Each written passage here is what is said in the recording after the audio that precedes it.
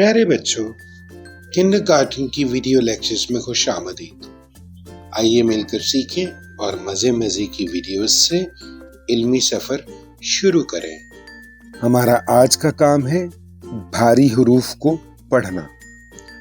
पढ़िए और याद कीजिए।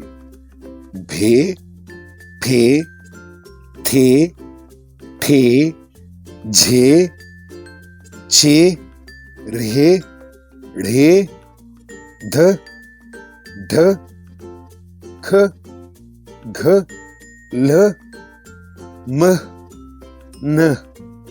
तस्वीरों के साथ भे से भेड़, फे से फूल, थे से थाली, ठे से ठेला, झे से झंडा, छे से छतरी, ध से धोबी, ढ से ढोल, र से 11वां, ढ़े सीढ़ी, खे खीरा, घे घोड़ा, ल चूल्हा, म कुम्हार, नन्हा भालू, ठेला, झूला, घोड़ा।